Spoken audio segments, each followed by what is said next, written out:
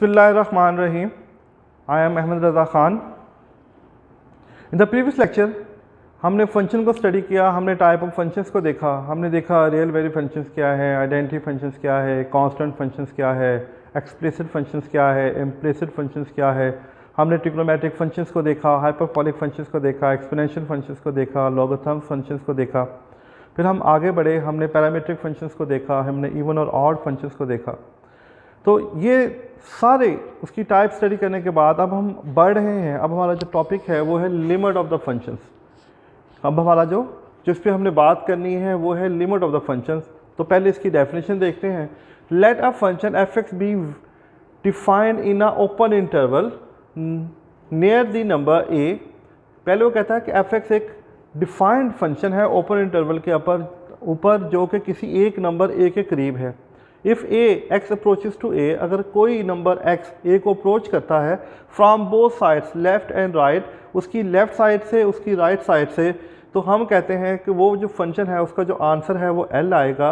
It the side of a f x approaches a specific number l, l is called the limit of the function as x approaches to a. इसको mathematically हम इस तरह show कर सकते हैं, limit x extend to a f x is equal to l, और इसको read करेंगे, read as the limit of f x as x approaches to a is l.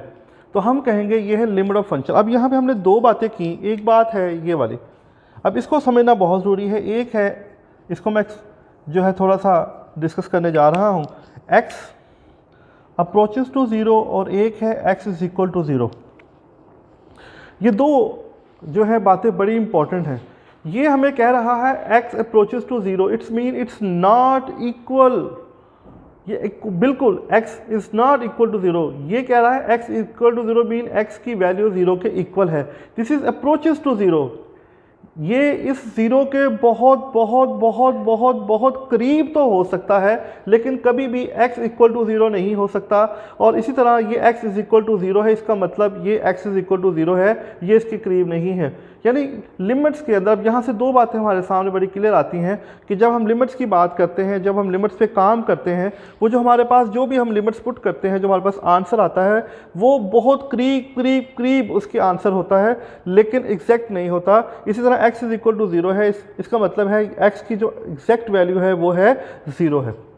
तो ये लिमिट ऑफ फंक्शंस के बाद हम थोड़ा सा आगे बढ़ते हैं कि अब हमारे पास लिमिट ऑफ फंक्शंस के बाद जो हमने अगली बात करनी है, आई होप कि आपको इसकी अंडरस्टैंड हो चुकी होगी कि x की जो है, जब हम लिमिट्स की बात करते हैं किस तरह हम उसको लेके स्टडी करते हैं। हम उसकी लेफ़्ट और राइट साइड्स को बड़े गौर से स्टडी करते हैं और फिर हम देखते हैं कि वो किसके अप्रोचेस है। अब इसके कुछ थ्योरम्स हैं लिमिट्स के। लिमिट्स में जो पहला थ्योरम है, the limit of function of two, limit of function of two is equal to the sum of their limits. फर्ज कर ले हमारे पास, देखें ये पहला मैं थ्योरम डिस्कस कर रहा हूँ, x टेंड्स टू a, एक फंक्शन है f(x) और एक फंक्शन है g(x). फर्ज कर ले हमारे पास दो फंक्शन है f(x) एंड g(x). तो जब हम इस पे लिमिट अप्लाई करेंगे तो ये आएगा हमारे पास limit x tends to a f(x) plus limit x tends to a g(x). यानी हम इसको अलग-अलग लिख सकते हैं। देखें, लिमिट अप्लाई की, f(x) का फंक्शन लैदा, जब हम इसको सॉल्व करेंगे इसका आंसर l आएगा, प्लस जब इसको सॉल्व करेंगे इसका आंसर से, हमने इसको l और g का नाम दे दिया कि जब हम इसका सोल्यूशन करेंगे तो ये l आंसर देगा, और जब हम इसको सोल्यूशन करेंगे ये उसका आंसर g देगा। इस तरह इसका दूसरा थ्योरम है, जिस तरह हमने सम की बात की, इसी तरह अगर हम यहाँ पर डिफरेंस लें, अगर हम यहाँ पर डिफरेंस ले आए तो भी हम इसको इसी तरह सॉल्व करेंगे। जो लिमिट की एप्लीकेशन है वो हम इसी तरह इस पर अप्लाई कर सकते हैं, f(x) माइनस g(x).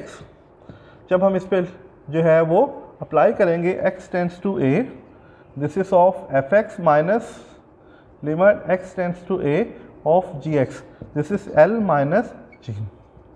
जिस तरह हमने सम के लिए किया, इसी तरह हम इसको डिफरेंस के लिए भी इसके ऊपर ये चीज़ अप्लाई कर सकते हैं। इसी तरह अगर हम इसकी और देखें, इसका जो थर्ड वन है, दिस इज लिमिट, अगर हमारे पास ये दोनों फंक्शंस जो हैं, दो या दो से ज़्यादा फंक्शन इस मल्टीपल फॉर्म में आ जाए f(x) इंटू ऑफ g(x), तो फिर भी जो लिमिट का है वो हम इस तरह अप्लाई कर सकते हैं, x tends to a f(x) into limit x tends to gx। जब हम इसको सॉल्व करेंगे ये l आएगा और ये हमारे पास g आ जाएगा, या इसको हम g के बजाय, क्योंकि g हम इस्तेमाल कर रहे हैं, हम इसको m का नाम दे देते हैं ताकि हमें इसको समझने में आसानी रहे। This is l and m। इसी तरह अगर हमारे पास ये डिवीजन फॉर्म में आ जाए, क्वेश्चन फॉर्म में आ जाए, हम इसको डिवाइड कर रहे हों fx एंड gx, तो हम इसको ऐसे लिख सकते हैं, this is limit x tends to a, this is fx and limit x tends to a of gx। इसको हम l कहेंगे और इसको हम m कहेंगे।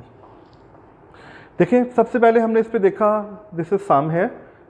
अगर दो या दो से ज़ायद फंक्शन सम की फॉर्म में है तो हम इसको अलग-अलग लिमिट अप्लाई कर सकते हैं और उसका कोई पर्टिकुलर आंसर आ जाएगा। कोई डिफरेंस की फॉर्म में है, ये दो हैं, दो से ज़्यादा फंक्शन भी हो सकते हैं।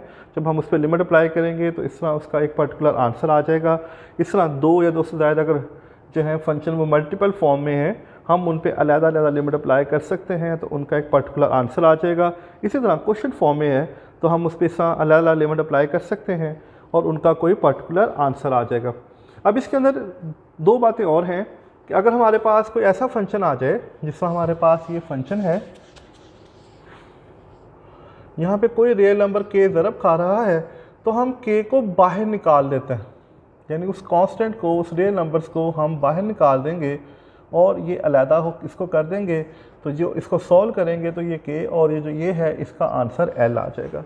यानी हम उस रियल नंबर्स को उस लिमिट में से अलहदा कर सकते हैं। मसलन अगर हमारे पास कोई एक एग्ज़ाम्पल इसकी हम देखते हैं ताकि थोड़ा सा ये समझ में आ जाए, फिर इसके सवाल देखेंगे। फ़र्ज़ करें हमारे पास है लिमिट x टेंड्स टू 1 और ये 5x² है। हमारे पास कोई फंक्शन है, हम इसके अंदर लिमिट अप्लाई करना चाहते हैं। ये इसकी एग्जांपल मैं देख रहा हूँ। देखिए हम इस 5 को बाहर ले लेंगे, this is limit x tends to 1 and x²। अब मैं जहाँ पे x है वहाँ पे 1 पुट कर दूँगा। This is 5 into 1 is the answer is 5। इस तरह इस कांस्टेंट को हम एक साइड पर लिख सकते हैं, ये कोई भी रियल नंबर हो सकता है। ये 5 है, अगर हम चाहें मसलन और देखें, अगर हम इसको इस तरह लिख दें लिमिट x टेंड्स टू 1, अगर यहाँ पे जो है वो a x का स्क्वायर आ जाए तो भी ये इसी तरह लिखा जा सकता है। ये किसी भी तरह की फॉर्म में हो सकता है। तो ये a बाहर आ जाएगा, लिमिट अप्लाई कर देंगे, this is a into 1 is the answer is a। तो इसका आंसर a आ जाएगा। इसी तरह इसके अंदर पावर के लिहाज से है, ये मैंने इसकी एग्जांपल्स को देखा। अगर जो 6 जो ये 5th था, 6th रूल था, अगर हमारे पास एक लिमिट है x टेंड्स टू a है, ये इसका छठा थ्योरम है, और हमारे पास एक फंक्शन है, इसकी कोई पावर है, तो हम लिमिट को अंदर शिफ्ट कर सकते हैं x टेंड्स टू a। ये सारी बातें करने का मकसद ये है। इस तरह इसका आंसर l आ जाएगा, तो ये इसकी पावर n है, तो ये l की पावर n बन जाएगा। तो हम इसको ऐसे लिख सकते हैं। इस तरह हम जो है वो सवालात को देख सकते हैं। तो ये हमारे पास जो था वो कंसेप्ट ऑफ लिमिट था और हमने उसकी डिफरेंट थ्योरम्स को देखा। अब हम इसकी एप्लीकेशन की तरफ आते हैं, और एप्लीकेशन की तरफ आने से पहले इंशाल्लाह ताला एक दफ़ा फिर देख लें कि हमने लिमिट ऑफ फंक्शंस की बात की। मैंने आपको लिमिट्स को है अप्लाई करना सिखाया। इसके 6 जो हैं वो थ्योरम्स हैं। इसमें पहला है the limit of the sum of 2 और more is equal to the sum of the limits. फिर दूसरा है the limit of the difference of 2 function is equal to the difference of the their limits. If k is any real number the limit x tends to a kf(x), इसको इस form में लिखा जा सकता है। The limit of the product of any 2 function is equal to the product of their limits. यानी अगर हम उसको कोई नंबर ज़रब खा रहे हैं, उनको अलग सॉल्व करेंगे तो उसका आंसर भी प्रोडक्ट की फॉर्म में आएगा।